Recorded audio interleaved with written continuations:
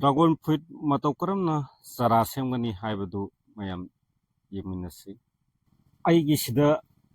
लैजरिबा पांबी असे हाना ममांगी ngasiga than sahi ama mapung phare sigi पांबी si aina thadokpidaba ni sidagi aina chara khara lauthok sakhiba chara do ai ucharake hujik adudagi amu aina chara amu puthokadori ngasagi aina usakhiba पांबी du adudagi aina ngasi sida leijariba chara singsi aina chara puthokhiba chara singduni yamnadi leijaba natte pis chamaga nimfu mukhangni ai masidagi matau karamna chara amuk lokhoke habadu yengsi aina chara puthokna bagidamakta aina masigi पांबी asi kakcharage sida ka ibasi sidaida ani chongbaje ani je ai thagake badi sida ju chongi ko adaidi aina sigi matungda aina karigumba ama dragon fruit kidamakta ai haijarake si hauji fogda wal year sahi ama mapung phare aina hek sembadagi nasibukse ai hannazu yengdaba पांबी ni adubu ngasidi mayamgi video thagatnabagidamukta aina napi phoidoga mayamda uchage adana semjabani adu sahi amagi पांबी ni ko se simasi akoina dragon fruit se yaroi se si yaroi do pone tu si yadrabani aduna sigi पांबी je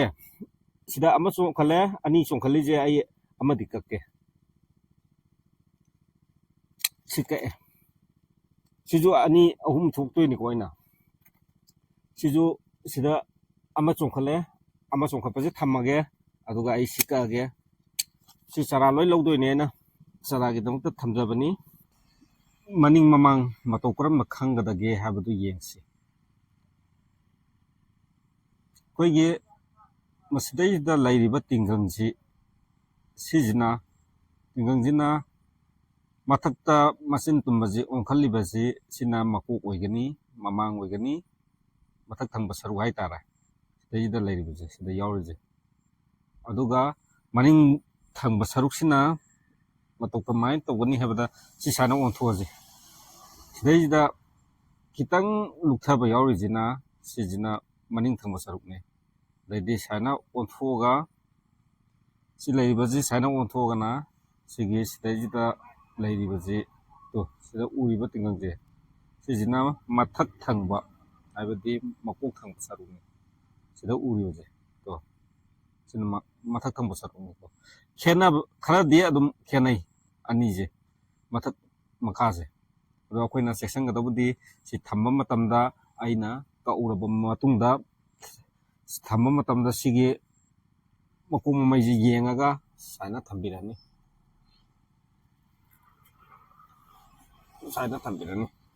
ayeng mayamna khangna bagidamakta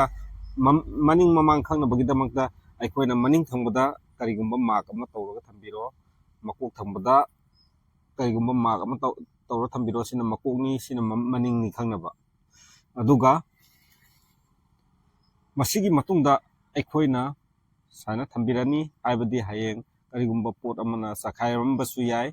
adugidamakta section na sana thambiro thambiraba matungda aina ngasidagina numit kunni gi matungda amuk yengsi numit kunni sure aikoina matau karamna dragon fruit si thaba yare yabsi kamaina khangani habada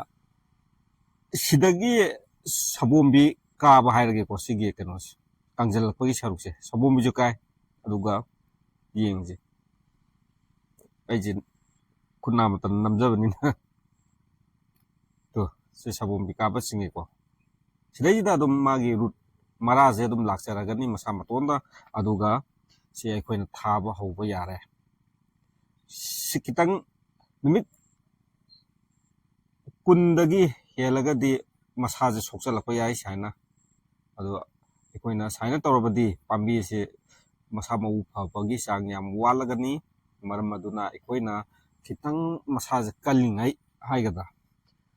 sijina akoina khara naurap kakhibagi potni ko adu ꯁꯤ ꯑꯗꯨꯝ ꯌꯥꯔꯦ ꯁꯤꯗ ꯂꯩꯔꯤꯁꯤꯡꯁꯦ ꯅꯨꯃꯤꯠ ꯀꯨꯟꯅꯤ ꯍꯦꯜꯂꯁꯨ ꯀꯥꯏꯗꯦ ꯑꯗꯨ ꯅꯨꯡꯉꯥꯏꯇꯦ ꯑꯩꯈꯣꯏꯅ ꯆꯥꯔꯥ ꯄꯨꯊꯣꯛꯅꯕꯒꯤꯗꯃꯛꯇ ꯌꯥꯝꯅ ꯀꯩꯅꯣ ꯇꯧꯕ ꯄꯣꯠꯅꯤꯅ ꯃꯁꯤ ꯑꯩꯈꯣꯏꯅ ꯌꯥꯝ ꯀꯨꯏꯅ ꯊꯝꯃꯁꯨ ꯑꯩꯈꯣꯏꯗ ꯊꯥꯕꯗ ꯃꯊꯪ ꯆꯥꯔꯥ ꯄꯨꯊꯣꯛꯅꯕꯒꯤꯗꯃꯛꯇꯗꯤ ꯊꯤꯟꯊꯒꯅꯤ ꯑꯗꯨꯅ ꯍꯧꯖꯤꯛ ꯁꯥꯏꯟ ꯇꯧꯕꯁꯤꯗ ꯑꯗꯨꯝ ꯊꯥꯕ ꯌꯥꯔꯦ ꯃꯁꯥꯁꯨ ꯈꯔ ꯐꯔꯤ ꯗ꯭ꯔꯥꯒꯣꯟ ꯐ꯭ꯔꯨꯏꯠ ꯆꯥꯔꯥꯒꯤꯗꯃꯛꯇ ꯁꯨꯃꯥꯏꯅ ꯊꯥꯁꯤ ꯑꯗꯣ ꯊꯥꯕꯒꯤ ꯃꯑꯣꯡꯁꯨ ꯑꯩ ꯎꯠꯆꯔꯛꯀꯦ ꯑꯩꯒꯤꯗꯤ ꯁꯣꯏꯜꯁꯦ ꯑꯆꯝꯕꯅꯤ ꯀꯔꯤꯃꯠꯇ ꯌꯥꯎꯗꯦ ꯀꯝꯄꯣꯁ ꯕꯔꯃꯤ ꯀꯝꯄꯣꯁꯀꯨꯝꯕ ꯁꯟꯊꯤꯒꯨꯝꯕ ꯑꯝꯇ ꯌꯥꯎꯗꯦ ꯑꯗꯨꯅ ꯑꯩꯅ ꯆꯦꯔꯪꯁꯦ ꯃꯆꯥꯗꯅꯤꯀꯣ ꯑꯩ ꯊꯥꯖꯒꯗꯣꯏꯁꯦ ꯅꯁꯔꯤꯒꯤꯗꯃꯛꯇꯗꯤ ꯌꯥꯝꯅ ꯀꯩꯅꯣꯗꯤ ꯅꯠꯇꯦ ꯑꯩꯅ ꯈꯨꯠꯁꯤꯅ ꯁꯨꯃꯥꯏꯅ ꯐꯥꯛꯇꯣꯛꯄꯗ ꯑꯗꯨꯝ ꯌꯥꯕ ꯄꯣꯠꯅꯤ ꯍꯥꯟꯖꯔꯦ ꯍꯥꯟꯖꯔꯕ ꯃꯇꯨꯡꯗ ꯁꯤ ꯊꯝꯃꯅꯤ ꯁꯨꯃꯥꯏꯅ ꯑꯗꯨꯝ ꯊꯝꯃꯅꯤ ꯁꯤ ꯊꯥꯕꯅꯤ ꯂꯣꯏꯔꯦ ꯑꯗꯨꯝ ꯊꯥꯕꯒꯤ ꯃꯑꯣꯡꯗꯤ ꯆꯞ ꯃꯥꯟꯅꯩ